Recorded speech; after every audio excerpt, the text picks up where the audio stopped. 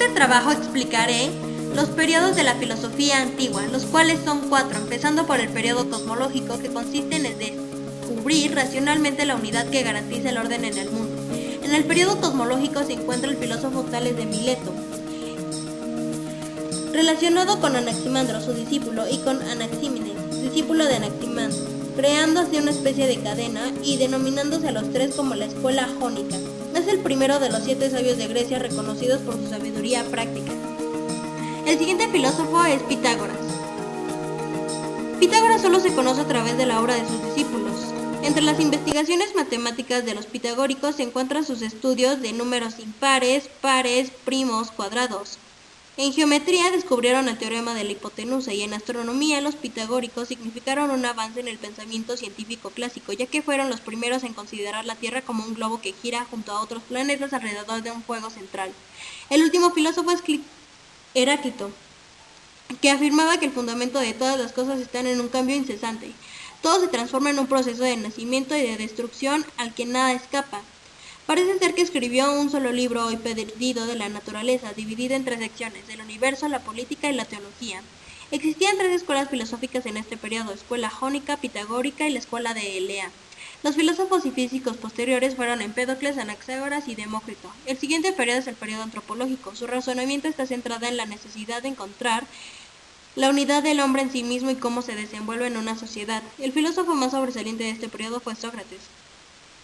Sufrió la desconfianza de muchos a los que les disgustaba su actitud hacia el Estado ateniense y la religión establecida. Fue acusado de despreciar a los dioses del Estado y de introducir nuevas deidades.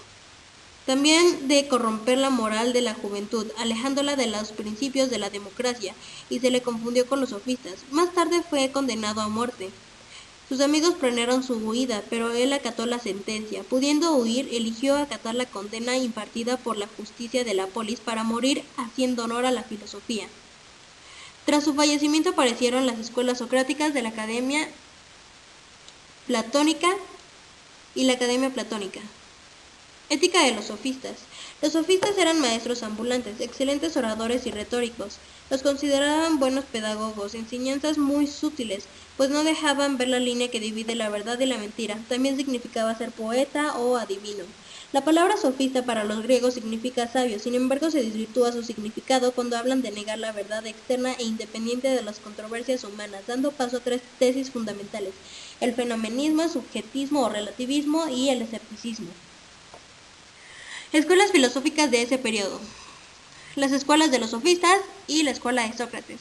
El penúltimo periodo es el periodo ontológico. La palabra ontología es parte de la metafísica, que trata del ser en general y de sus propiedades trascendentes. En este periodo estaban centrados en descubrir la relación del hombre en su ser y su condición en el mundo, así como también en el proceso de conocimiento de las cosas. El primer filósofo del que hablaremos del periodo ontológico será de Platón. Platón es la figura central de los 3 grandes pensadores en que se asienta toda la tradición filosófica europea. Es el primer pensador griego cuya obra se ha conservado íntegramente.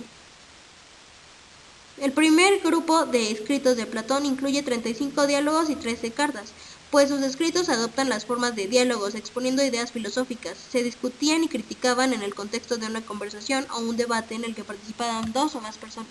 El segundo filósofo es Aristóteles. Aristóteles abrió el Liceo hacia 334 a.C. Resumió todo el saber de su época, pero brilló especialmente en las ciencias naturales descriptivas. Fue autor de la primera clasificación de los animales, padre de la anatomía. Rechazó la teoría anatómica de Demócrito. Sostuvo la materia se origina en la mezcla de 4 propiedades fundamentales: caliente, frío, húmedo y seco, que se combinan entre sí para dar lugar a 4 elementos: tierra, agua, aire y fuego. Las 2 escuelas de ese periodo fueron dirigidas por Platón, llamada la Academia, y por Aristóteles, con su escuela llamada el Liceo. El último periodo del cual les hablaré es el periodo ético. El periodo ético, o bien la filosofía helenístico-romana, tenía su punto central en la conducta humana y la relación del hombre con la sociedad. Epicuro es el filósofo sobresaliente de esta época. A los 14 años de edad se trasladó a Teos. Entabló amistad con algunos amigos. donde más tarde formaron un círculo más íntimo de los miembros de su escuela. Esta, que recibió el nombre de la Escuela del Jardín, la fundó Epicuro en Atenas. La ética epicurea se completa con dos disciplinas, la canónica y la física.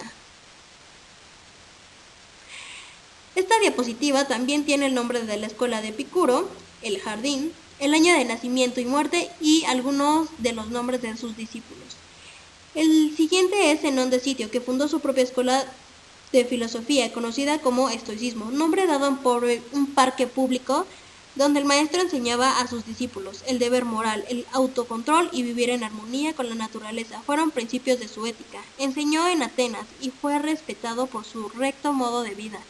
En la siguiente diapositiva están diferentes datos que he colocado, ya que pueden ser el apoyo para la cronología y entendimiento a profundidad de este periodo.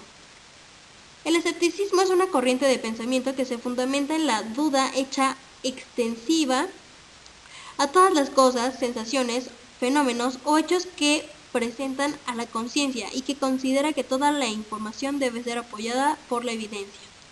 El escéptico duda de todo, incluso de su propio juicio.